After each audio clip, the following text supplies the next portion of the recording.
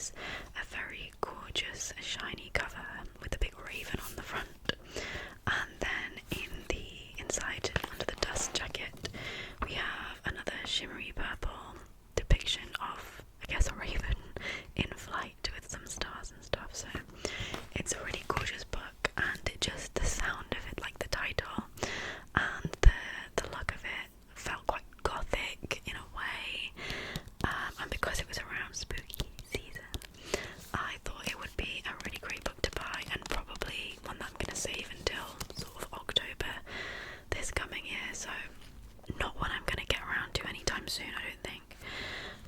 But yes, anyway, now that I've actually read the description properly and stuff, it does sound very intriguing, so I shall read it to you. After 24 years on the throne, it is time for Berson the Brusque, Emperor of Oran, to bring his reign to an end. In the dizzying heat of midsummer, 7 contenders will compete to replace him. Trained at rival monasteries, each contender is inspired by a sacred animal: fox, raven, tiger, ox, bear, monkey, and hound. An 8th, the dragon proxy, will be revealed once the trials have begun. 8 exceptional warriors, thinkers, strategists, the best of the best, and then one of them is murdered. It falls to the brilliant but idiosyncratic Nima Kra to investigate, but as she hunts for a killer, darker forces are gathering. If Nima succeeds, she can win the throne, whether she wants it or not, but if she fails, she will sentence herself to death and set in motion a sequence of events that could doom the empire. So very much set in fantasy land. Sounds like there's going to be a lot of emphasis on the kind of trials and competition, as well as a bit of mystery and thriller aspect. And yeah, I just think it should be quite a good read. It is long, which is a bit daunting. I think it's about 600 pages. But yeah, hopefully it'll be very, very good. And then the second book that I got last year in December is The Voyage Home. The Voyage Home by Pat Parker. I picked this book up when I was Christmas shopping with my mum, and we were bad and went into a bookshop even though we didn't need to. So we got drawn in and then ended up buying some stuff for ourselves. So it was not the most successful Christmas shopping trip. But yeah, I blame her because this was on a buy one get one half price, and she said, like, I've got one I want to buy, so you can pick one up as well. Anyway, I saw this book by this author, and I've read one of her other books which I absolutely loved. That one was called The Silence of the Girls, and they are both Greek mythology retellings set around the Trojan War. This book, I don't think I'll read the back of this one. So basically this follows, by the sounds of it, when there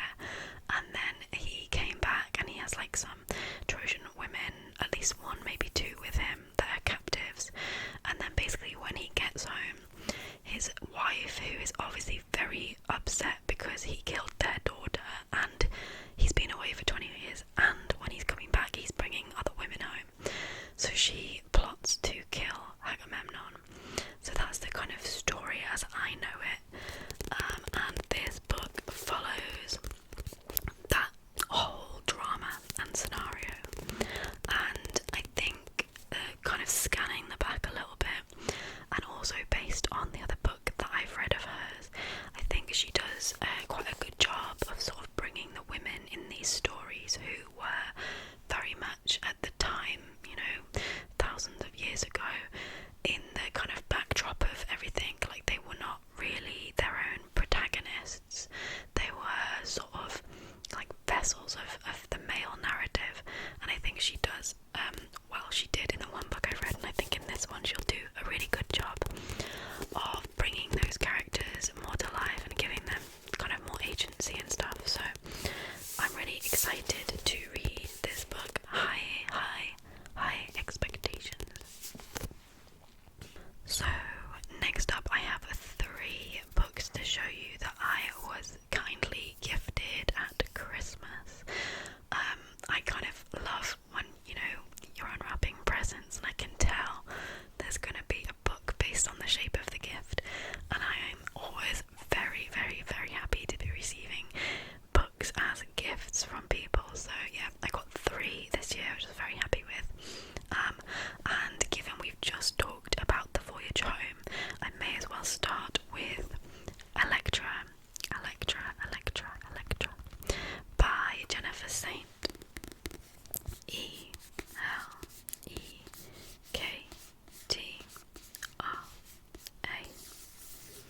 And this is another Greek retelling, and coincidentally this also follows Clytemnestra, Cassandra and Electra, who were the females in the same book, the book that I just showed you.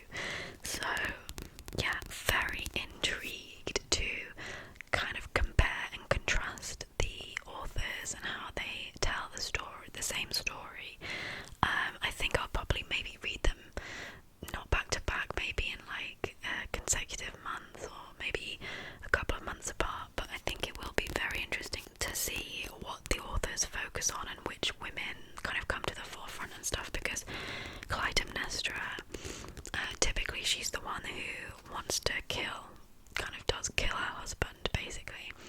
She's kind of seen as this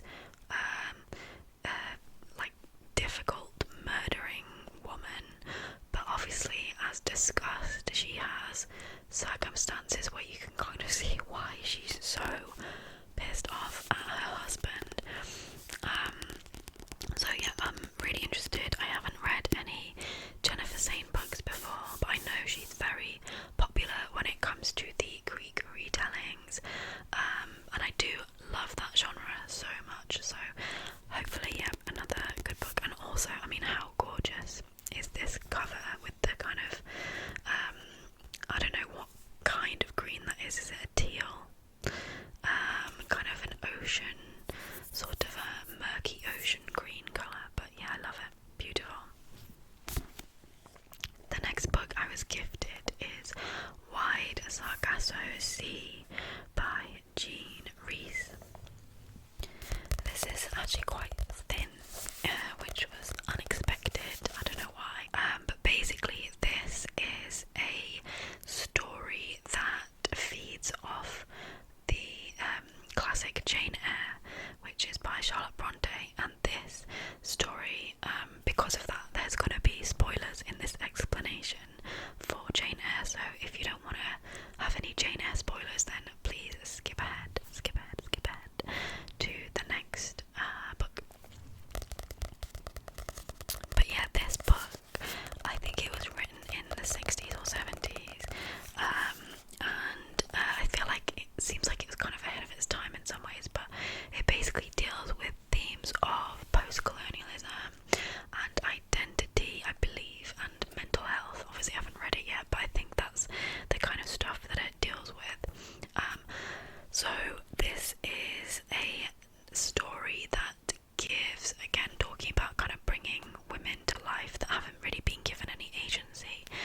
This is the kind of backstory and kind of do-over for Mr. Rochester's wife from Jane Eyre, because she's almost one of the antagonists in Jane Eyre. She's this kind of creepy, scary figure that you don't really know too much about, but she's kind of hidden away. From my memory, she's sort of hidden away in the attic because she has bad mental health, and she's kind of the obstacle between Mr. Rochester and Jane Eyre. So she's like an antagonist almost, but this, like I say, this kind of tells her story properly. So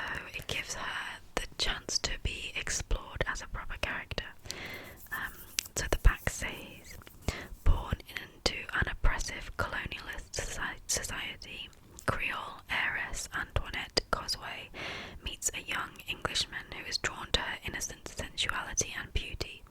After their marriage, disturbing rumours begin to circulate, poisoning her husband against her. Caught between his demands and her own precarious sense of belonging, Antoinette is driven towards madness. I've wanted to read this book for quite a long time. I have friends who have read it and really recommended it, and this summer we went to the Bronte Parsonage in Haworth, where they obviously have like kind of a gift shop and stuff, so this book was actually in there, and that reignited my kind of memory for wanting to read it, so super excited to pick this one up. And then the final Christmas gift is this book, which is simply called Cat Stories. And this is particularly cute and a really thoughtful gift because this year I adopted a cat, so that is very exciting to have a book of cat stories. And this is an Everyman published book, and I always love how they have their kind of cover designs and just the quality of the actual physical book itself. So there are quite a few short stories in this book.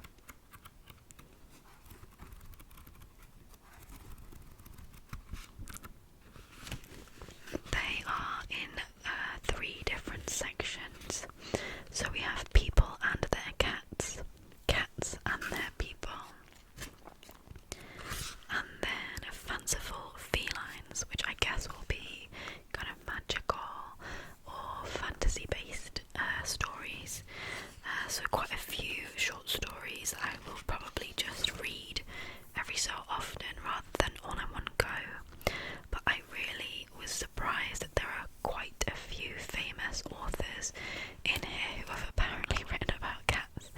So we have Doris Lessing, which is a name that I couldn't really tell you what she's written, but I've definitely heard of her before.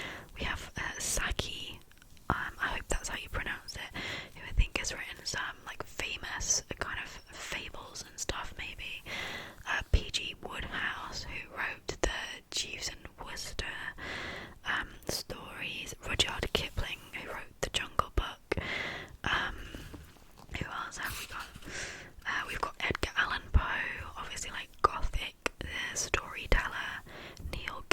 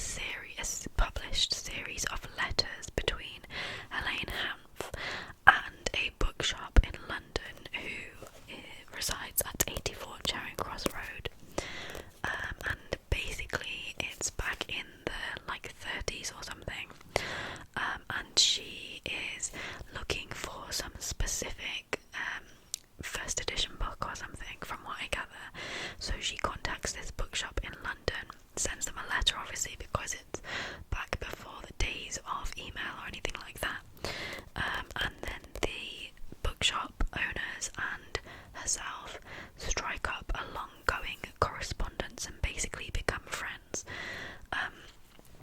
which sounds really interesting. And yeah, so it's just a published list of their letters back and forth, but I've heard it's really heartwarming and just a really beautiful story of kind of unlikely friendship and connection and communication, so that really appealed to me, and I think I'm gonna read this one very, very soon. It feels like a good winter story for like January, February times to, like I say, kind of make you feel good about humanity.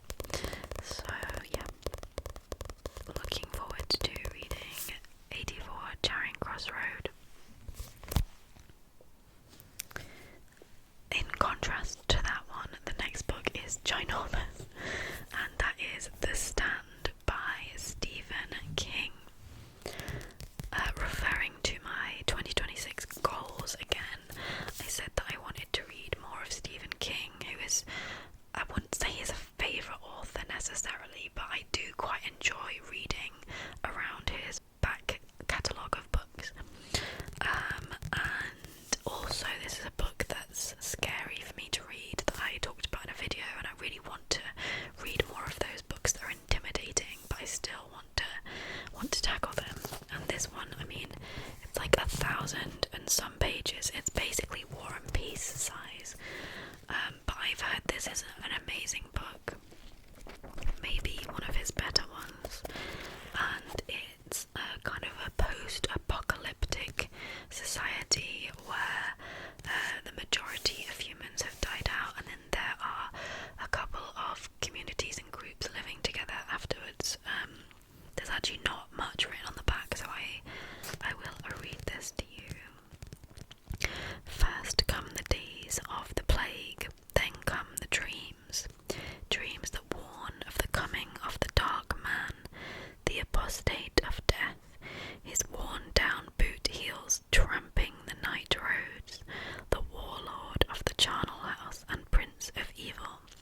His time is at hand, his empire grows in the west, and the apocalypse looms. Doesn't tell you too much, but sounds super creepy. I feel like this might be more on the thriller spectrum rather than the out-and-out kind of supernatural horror, which obviously Stephen King kind of straddles both of those genres. But my plan for this book, because if I try and read this all in one go, I think it's gonna stress me out. Like what happened with It. Was it this year, or I think it was the year before? So, because I think these are naturally broken up into books. I don't know how many, maybe there's gonna be like 4 books in here. I'm gonna actually just take it a bit at a time and read, maybe like 1 month I'll read the first book, the first section, and then I'll have like a month off, and then I'll pick it up again, because I think if I just tackle it all in one go, I mean, maybe, who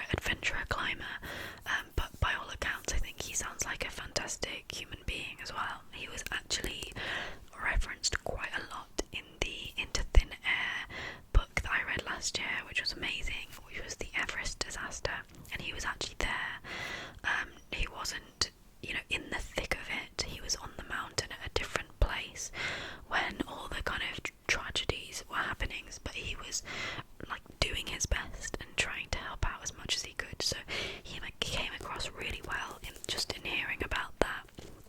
And because I've got obsessed with Everest and other climbing, hence why I'm reading this. But yeah, I was listening to a podcast and they were kind of mentioning him and how amazing he is and stuff. So yeah, I'm really excited to hear his story. And let's give this a read as well. For 18 years, Ed Viesturs pursued climbing's holy grail, to stand atop the world's 14 8,000-metre peaks without the aid of bottled oxygen. He is a preternaturally cautious climber who once turned back 300 feet from the top of Everest, yet he would not shrink from the challenge of Annapurna, a peak known to claim the life of one climber for every two who reached its summit. His unyielding motto, reaching the summit is optional, getting down is mandatory. It is with this philosophy that he vividly describes fatal errors in judgment made by his fellow climbers, as well as a few of his own close calls and gallant rescues. And for the first time, he details his own pivotal and heroic role in the 1996 Everest disaster, made famous in John Krakauer's Into Thin Air. No shortcuts to the top is more than the first full account of one of the staggering accomplishments of our time. It is a portrait of a brave and devoted family man, and the beliefs that shaped this most perilous and magnificent pursuit. In a new year, blah blah blah. Okay, super excited to read this. I don't know when I'm gonna get around to it. It feels like it should be a winter book just because it's all about like ice climbing and snowy peaks. But yeah, so we'll see. So the final three books, they are for some reason coming in threes. These were very surprisingly and nicely gifted by my mum, not for a specific Christmas present, but because she and her friends and kind of group of readers that they circulate books around it all read them all, and she doesn't hoard books like I do, so she said, I think you'll enjoy these, and has given them to me. So, first of all, we have The Beekeeper of Aleppo by Christy Lefteri. All three of these, at least the first two I'm going to show you, I've definitely heard of before, and they all sound really good, like popular but good books, hopefully. So I haven't read the back of this one yet. Obviously based on the title, with it being set in Syria, I feel like I can kind of see the trajectory of the story, but let's see what it says. Nuri is a beekeeper. His wife, Afra, is an artist. They live happily in the beautiful Syrian city of Aleppo until the unthinkable happens and they are forced to flee. But what Afra has seen is so terrible she has gone blind, and they must embark on a perilous journey through Turkey and Greece towards an uncertain future in Britain. As Nuri and Afra travel through a broken world, they must confront not only the pain of their own unspeakable loss, but dangers that would overwhelm the bravest of souls. Above all, and perhaps this is the hardest thing they face, they must journey to find each other again. I guess this isn't necessarily based on a true story of a couple of people, but this will be following, tragedy and disaster that so many people faced, and I feel like this is really has the potential to be a tearjerker because, sitting at the back of it sounds like it's going to be, full of difficulties and hardships and kind of maybe a beautiful story encompassing that. But yeah, just knowing that this is like the kind of thing that people have had to face, that's going to be in the back of your mind. So I think it's going to be a little bit difficult at times, maybe.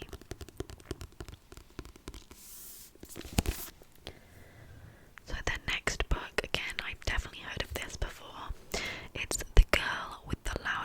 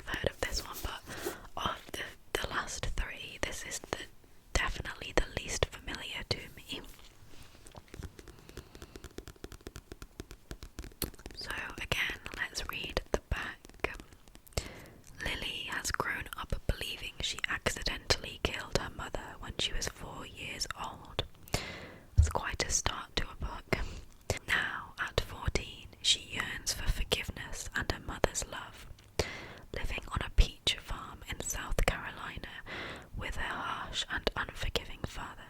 She has only one friend, Rosaline, a black servant. When racial tension explodes one summer afternoon and Rosaline is arrested and beaten, Lily chooses to